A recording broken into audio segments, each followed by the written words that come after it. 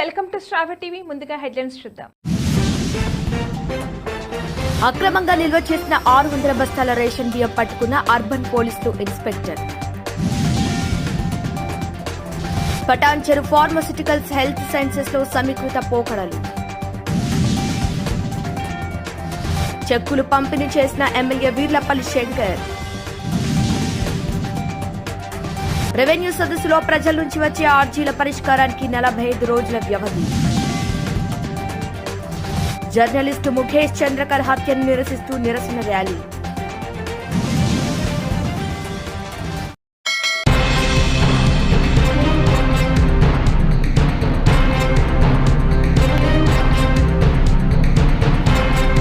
యువ జర్నలిస్టు ముఖేష్ చంద్రకర్ ఛత్తీస్గఢ్ రాష్ట్రంలోని బస్తరా జిల్లా బీజాపూర్లో ఒక జాతీయ ఛానల్లో జర్నలిస్టుగా పనిచేస్తున్నాడు. 120 కోట్ల రోడ్డు ప్రాజెక్టు కాంట్రాక్టర్ అవినీతి కుంభకోణాన్ని వెలికితీయడంతో రోడ్డు ప్రాజెక్టు కాంట్రాక్టర్ దారుణంగా జర్నలిస్టు ముఖేష్ ను దారుణంగా హత్య చేశారు. ముఖేష్ హత్యను ఖండిస్తూ నిరసన వ్యక్త కార్యక్రమం నిర్వహించారు. ఇక జర్నలిస్టు మీడియా మిత్రులందరూ ఈ యొక్క నిరసన కార్యక్రమంలో పాల్గొన్నారు. ఈ రోజు ఉదయం జర్నలిస్టు మిత్రులు ప్రెస్ క్లబ్ నుండి జెడ్పీ సెంటర్ కు నిరసన ర్యాలీ కార్యక్రమం చేపట్టారు. ఈ యొక్క నిరసన కార్యక్రమంలో భాగంగా ఆకుతోట ఆది నారాయణ జిల్లా అధ్యక్షులు చిర్రా రవి, జిల్లా ప్రధాన కార్యదర్శి టీయూడబ్ల్యూజే టీజేఎఫ్ ఖమ్మం జిల్లా committee print and electronic media జర్నలిస్టులందరూ పాల్గొన్నారు.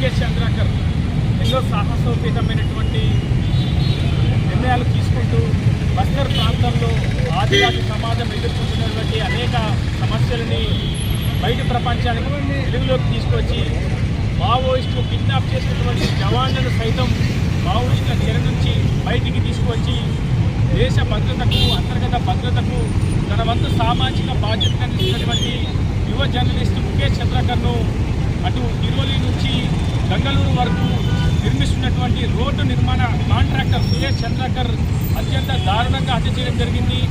ఆయన కాలేయం 4 ముక్కలు చేశారు. ఆయన చాలా మొత్తం కూడా 21 ముక్కలు చేశారు. చివరికి ఆయన గుండెను కూడా చీల్చి బయట పడేసినటువంటి సిచ్యువేషన్ మనం చూసాము.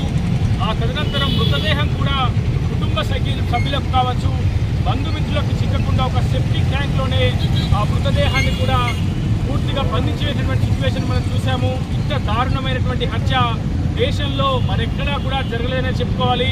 ఇటువంటి దారుణమైనటువంటి హత్యలకు, మారణకాండాలకు జర్నలిస్టులు గురవుతున్నప్పటికీ అటు న్యాయస్థానాలు కావచ్చు, అదేవిధంగా ప్రభుత్వాలు కావచ్చు, ఇంకా చట్టాలను మరింత కఠిన చర్యలు చేయాల్సినటువంటి అవసరం ఉంది. జర్నలిస్టులపై భౌతిక దాడులు కాదు, కన్నెత్తి చూసినా కానీ కఠినంగా శిక్షించేటువంటి కఠిన చట్టాలను కూడా తీసుకురావాల్సినటువంటి అవసరం ఉంది. ఈరోజు సుప్రీం ధర్మాసనాన్ని కూడా అటు జర్నలిస్టు సంఘాల తరఫున ఒకటే డిమాండ్ చేస్తున్నాము. ఖచ్చితంగా జర్నలిస్టు ముఖేష్ చంద్రకర్ను అత్యంత పాశవికంగా హత్య చేసినటువంటి కాంట్రాక్టర్ సురేష్కు మరణశిక్ష విధించాలని చెప్పి జర్నలిస్టు సంఘాల తరఫున డిమాండ్ అయితే చేస్తున్నాము. ఛత్తీస్గఢ్ ప్రభుత్వం కావచ్చు, అక్కడటువంటి పోలీసు యంత్రాంగం కూడా త్వరితగతిన న్యాయ విచారణను, నేర విచారణను పూర్తి చేసి చార్జ్ షీట్లో ఉన్నటువంటి నిందితులందరిపై కఠిన చర్యలు తీసుకునే విధంగా అటు న్యాయస్థానంకు సహకరించాల్సిందిగా జర్నలిస్ట్ సంఘాల తరఫున కోరుతున్నాం. అవినీతి అక్రమాలను వెలుగులోకి తీసుకొచ్చి పాలక వర్గాల అవినీతిని మట్టబయలు చేస్తూ, అలాగే ఒక కాంట్రాక్టర్ 100 కోట్ల అవినీతికి పాల్పడితే ఆ అవినీతిని బయటకు తీసుకొచ్చినందుకు ఛత్తీస్గఢ్ రాష్ట్రంలోని బస్తర్ ప్రాంతంలో పనిచేస్తున్న ముఖేష్ చంద్రకర్ అనే జర్నలిస్టును అత్యంత దారుణంగా ఆశ్చర్యకంగా రౌడీ మూకలు గుండాలు హత్య చేయడం జరిగింది. ఇవాళ సమాజంలో ఫోర్త్ ఎస్టేట్గా ఉన్నటువంటి జర్నలిజాన్ని అంతం చేయాలని జర్నలిస్టుల మీద తప్పుడు కేసులు పెట్టడం, జర్నలిస్టుల మీద దాడులు చేయటం, జర్నలిస్టులను హింసించడం, ఇవన్నీ ఇవాళ కేంద్రంలో ఉన్నటువంటి కేంద్ర ప్రభుత్వాలు కానీ రాష్ట్ర ప్రభుత్వాలు కానీ దేశంలో ఉన్నటువంటి పాలకవర్గాలు ఆ కుట్రలు పెడుతున్నాయి. జర్నలిస్టు అంటే మన మేధో సంపత్తి, మన మేధో సంపత్తి ద్వారా మన బుద్ధిజీవులం, మన మేధా సంపత్తి ద్వారా మన బుద్ధిజీవి మనకున్నటువంటి తెలివితేటల ద్వారా పాలకవర్గాలు చేసే అవినీతులైతే, కాంట్రాక్టులు చేసే అవినీతులైతే పేద ప్రజలకు సమాజానికి ఉపయోగపడే రీతిలో మనం ఉంటున్నాం. దీన్ని క్షీణించుకునేటువంటి పాలకవర్గాలు ముఖేష్ను అత్యంత దారుణంగా హత్య చేయడం జరిగింది. ఇవాళ హత్య చేయగానే అతను అరెస్ట్ చేసినామని చెబుతుంది ఛత్తీస్గఢ్ ప్రభుత్వం. అరెస్ట్ చేయటం కాదు, ఆ హత్య కేసులో ఉన్న 3, 6, 10 మంది ఎంతమంది ఉన్నా న్యాయ విచారణ జరిపించాలి, అందరినీ అరెస్ట్ చేయాలి, వాళ్ళకి శిక్షలు పడాలి. అలాగే ముఖేష్ కుటుంబం పేద మధ్యతరగతి కుటుంబం, ఆ కుటుంబాన్ని రాష్ట్ర ప్రభుత్వం ఆదుకోవాలి, కేంద్ర ప్రభుత్వం ఆదుకోవాలి. ఆ కుటుంబంలోని ఆయన కుటుంబ సభ్యులను తక్షణమే ప్రభుత్వాలు ఆదుకోవాలి. అలాగే దేశవ్యాప్తంగా జరుగుతున్నటువంటి జర్నలిస్టులపై జరుగుతున్నటువంటి దాడులను TUWA-TJF తీవ్రంగా ఖండిస్తోంది. తెలంగాణ రాష్ట్ర సాధనలో క్రియాశీలక పాత్ర పోషించినటువంటి తెలంగాణ జర్నలిస్టు ఫోరం ఇట్లాంటి దాడులను తీవ్రంగా వ్యతిరేకిస్తుంది. ఇట్లాంటి దాడులకు వ్యతిరేకంగా పోరాటం కూడా కొనసాగిస్తుంది. ఇప్పటికైనా కేంద్ర రాష్ట్ర ప్రభుత్వాలు, పాలక వర్గాలు, కాంట్రాక్టర్లు ఇట్లా జర్నలిస్టుల మీద దాడి చేసి వాస్తవాలు బయటకు రాకుండా చూడాలని చూసుకునేటువంటి దోపిడీ వర్గాలు ఇప్పటికైనా ఆలోచించి తమ రాజకీయ విధానాలను మానుకోవాలని విజ్ఞప్తి చేస్తూ TUWA-TJF ఎల్లప్పుడూ జర్నలిస్టుకు అండగా ఉంటుందని తెలియజేస్తున్నాం.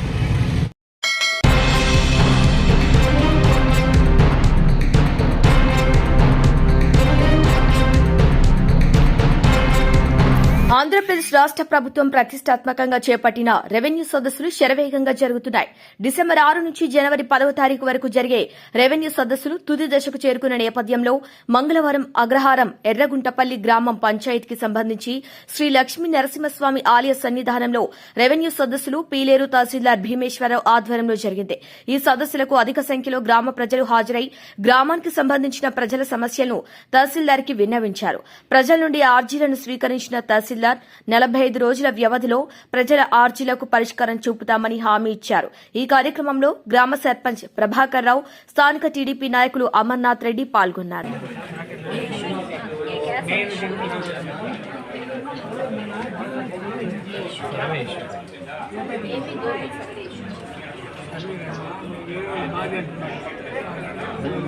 మాది అంటాను కాబట్టి మా భూమి కావాలి. అది 742 మా భూమి అంటే 742 రిజిస్టర్ అయింది. దానికి దరఖాస్తు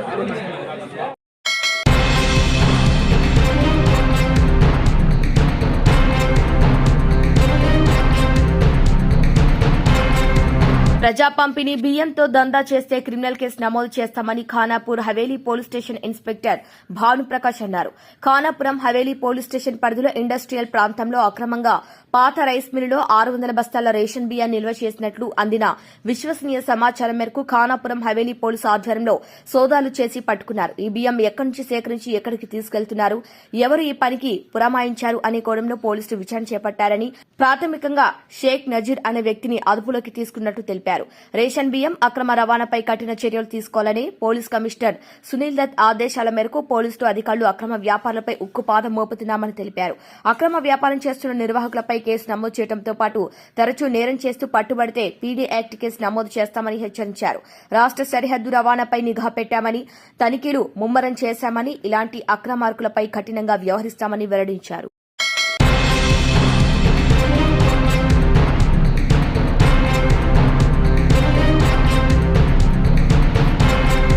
మున్సిపల్ కమిషనర్ ఈ రోజు ఉదయం శానిటేషన్ విజిట్ లో భాగంగా అసిస్టెంట్ కమిషనర్ తో కలిసి 21, 22, 45, 50 డివిజన్లలో పర్యటించడం జరిగింది. 21, 22వ డివిజన్లో పర్యటించి రోడ్డు శుభ్రం చేస్తున్నటువంటి స్వీప్ మిషన్ ని పరిశీలించి రోజుకి ఎన్ని కిలోమీటర్ల రోడ్లని ఈ మిషన్ ద్వారా శుభ్రపరుస్తున్నారు, స్వీపింగ్ మిషన్ ఎక్కడెక్కడ పనిచేస్తుంది అనే వివరాలను అక్కడ శానిటరీ జవాన్లని అడిగి తెలుసుకోవడం జరిగింది.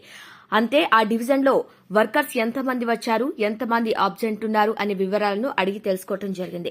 ఇక 45వ డివిజన్లో పర్యటించి అక్కడ పనిచేస్తున్నటువంటి శానిటేషన్ వర్కర్స్ తో మాట్లాడుతూ రోజు ఏ సమయానికి వస్తున్నారు, డివిజన్ వారీగా శానిటేషన్ ప్లాన్ ఉందా లేదా అనేది సంబంధిత జవాన్ని అడిగి తెలుసుకోవటం, కాలువలు రోడ్డు శుభ్రం చేస్తున్నారా లేదా, ఎన్ని రోజులకు ఒకసారి శుభ్రం చేస్తున్నారు, శుభ్రం చేస్తున్న విధానాన్ని కమిషనర్ పరిశీలించి 50 డివిజన్లలో పర్యటించగా అక్కడ పార్క్ వద్ద చెత్త మరియు చెత్త కుప్పలను శుభ్రం చేయకుండా ఉండటం గమనించిన కమిషనర్ సంబంధిత శానిటరీ ఇన్స్పెక్టర్ ని ఎందుకు శుభ్రం చేయలేదని అడగటం జరిగింది. తక్షణమే శుభ్రం చేసి కుప్పల్ని తీసివేయాలని శానిటరీ ఇన్స్పెక్టర్ కి చెప్పడం జరిగింది. ఇక శానిటరీ ఇన్స్పెక్టర్ ని ఎందుకు శుభ్రం చేయలేదని మీరు పరిశీలిస్తున్నది ఇదేనా అని ప్రశ్నించారు. ప్రతి శానిటరీ ఇన్స్పెక్టర్ వారి సంబంధిత డివిజన్లో ప్రతిరోజు పర్యటించి జవాన్ల పనితీరు ఏ విధంగా ఉంది అనేది వారికి సంబంధించిన అన్ని డివిజన్లలో పరిశీలించాలని ఆదేశించడం జరిగింది.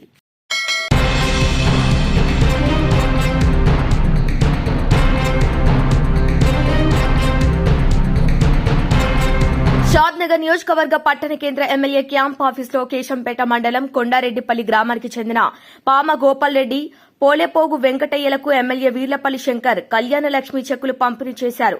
ఈ కార్యక్రమంలో మార్కెట్ కమిటీ డైరెక్టర్లు తిప్పిశెట్టి కరుణాకర్, భాస్కర్ గౌడ్, మండల అధ్యక్షుడు గూడా వీరేశం, మహిళా అధ్యక్షురాలు జూలపల్లి అనసూయ, కాంగ్రెస్ సీనియర్ నాయకులు ఏర్పుల లింగం, ముదిరాజ్, రావుల పెంటయ్య ముదిరాజ్, భీమయ్య తదితరులు పాల్గొన్నారు.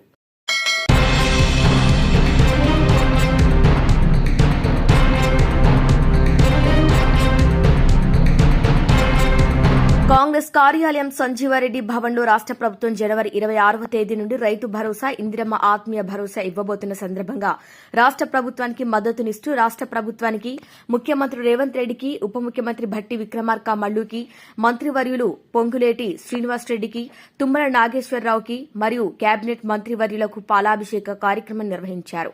ఈ యొక్క కార్యక్రమంలో పువ్వాళ్ల దుర్గాప్రసాద్ అధ్యక్షులు, జిల్లా కాంగ్రెస్ కమిటీ, అదేవిధంగా మాజీ ఎమ్మెల్సీ బాలసాని లక్ష్మీనారాయణ, ఖమ్మం నగర మేయర్ పూనకొల్లు నీరజ, ఖమ్మం పట్టణ పలు డివిజన్ల కార్పొరేటర్లు మరియు మహిళా సంఘం నాయకురాలు, కార్యకర్తలు ఈ యొక్క కార్యక్రమంలో పాల్గొన్నారు.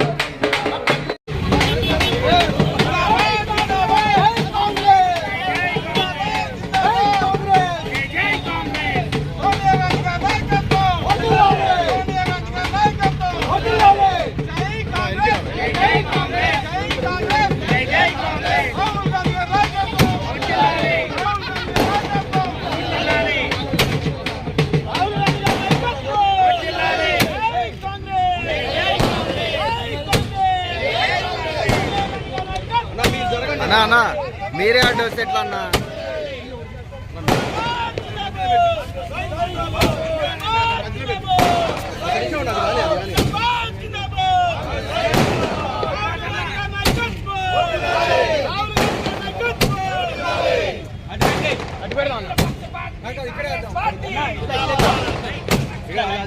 మీరే మాకు అడ్డు వస్తే చెప్పు. తీసేదే మేము మా మీడియా వాళ్ళకి మీరు అడ్డు.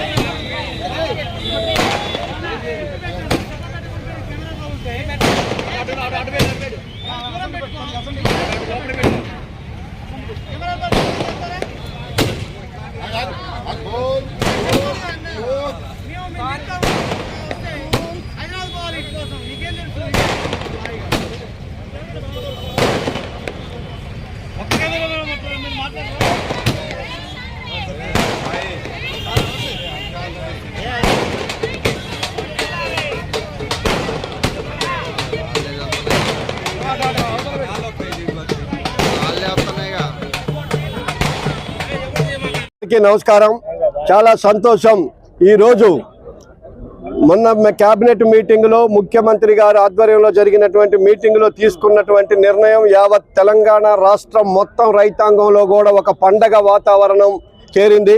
అనేక రకాల అభిప్రాయాలతోని ప్రతిపక్ష పార్టీలోళ్ళు రైతు బంధువు అట్లాగే ల్యాండ్లెస్ రైతులకి ఇస్తున్న 12,000 బూటకమే, ఇవన్నీ అబద్ధాలే, ఇవ్వరని ఎన్ని చెబుతున్నప్పటికీ కూడా కేబినెట్ ఏ షరతులు లేకుండా రైతు అనుకున్న ప్రతి వాడికి పంట పండించే ప్రతి రైతుకి కూడా 12,000 రూపాయలు రైతు బంధువు ఇవ్వటానికి నిర్ణయం చేయటాన్ని ఈరోజు మేము నిజంగా కాంగ్రెస్ పార్టీ తీసుకున్న నిర్ణయానికి మేము ఒకరోజు వెనకాడుగానే ఉన్నప్పటికీ కూడా రైతాంగం అందరూ కూడా మాకు ఫోన్లు చేసి జరిగింది. ఏంటంటే ఇంతమంది రైతులకి ఇంత చక్కటి కార్యక్రమాన్ని చేస్తే మీరు ఏమి మా కనీసము ఒక ఉత్సవం లాగా ఏమీ చేయకుండా ఉన్నారేంటి? అన్ని అబద్ధాలతో ఉత్సవాలు చేసుకున్నటువంటి ప్రభుత్వాలను చూసినాం కానీ చేసిన పని చెప్పటం లేదని చెప్పి స్వయంగా రైతులే ఈరోజు మా ఆఫీస్కి వచ్చేసి ఇంత పెద్ద ఎత్తున ఈ కార్యక్రమాన్ని రైతు సంఘం ఆధ్వర్యంలో చేయడం చాలా సంతోషం. ఏది ఏమైనప్పటికీ కూడా కాంగ్రెస్ పార్టీ అంటేనే ఇచ్చిన మాట తప్పదు, మడమ తిప్పదు అనేటటువంటి విషయం ఏదైతే ఉందో, స్వతంత్రం వచ్చిన దగ్గర నుంచి కూడా ఈ రోజు వరకు ఈ దేశంలో రైతులకు ఏం కావాలన్న ప్రతి అంశాన్ని కూడా వాళ్ళకంటే ముందే, రైతుల కంటే ముందే ప్రభుత్వం ఆలోచించి హరిత విప్లవం తీసుకొచ్చే దగ్గర నుంచి ఈ దేశం మొత్తం మీద భారతదేశ వ్యాప్తంగా 70,000 కోట్ల రూపాయలు ఒకేసారి రుణమాఫీ చేసినటువంటి పరిస్థితి, రైతుకి ఉచిత కరెంట్ ఇచ్చేటటువంటిది అన్నీ కూడా కాంగ్రెస్ పేటెంట్లే. వాళ్ళు తీసుకున్న నిర్ణయాలే ఈ దేశంలో రైతు రాజ్యం, రైతే రాజు, జై కిసాన్ జై జవాన్ అనేటటువంటి నినాదాలతో తీసుకుంది. ఈ రోజు రేవంత్ రెడ్డి గారు కూడా ఏదైతే ఎన్నికలకు ముందు ఇచ్చినటువంటి ప్రతి హామీని, ఏ ఒక్క హామీని కూడా మర్చిపోకుండా అమలు చేసుకుంటూ వస్తూ ఉన్నారు. భవిష్యత్తులో ఇంకా ప్రజలకు ఇచ్చినటువంటి తెల్ల రేషన్ కార్డులు, ఇళ్లు కూడా ఇవ్వటానికి రంగం సిద్ధం చేసుకున్నారు. కాబట్టి ఈ రాష్ట్ర ప్రభుత్వాన్ని మేము అభినందిస్తూ వారికి శుభాకాంక్షలు తెలియజేస్తూ భవిష్యత్తులో ఇంకా ఈ ప్రభుత్వాన్ని అందరూ దీవించాలని చెప్పేసి కూడా కోరుకుంటూ సెలవు తీసుకుంటాం.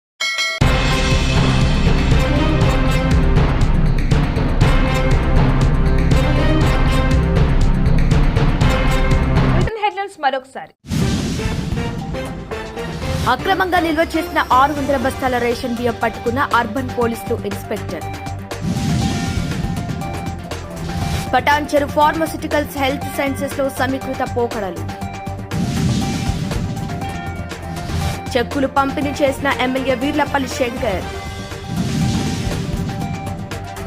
రెవెన్యూ సదస్సులో ప్రజల నుంచి వచ్చే ఆర్జీల పరిష్కారానికి 45 రోజుల వ్యవధి. జర్నలిస్టు ముఖేష్ చంద్రకర్ హత్యను నిరసిస్తూ నిరసన ర్యాలీ. ఇవి వాళ్ళ బులెటిన్ అప్డేట్స్. కీప్ వాచింగ్ స్ట్రాబె టీవీ.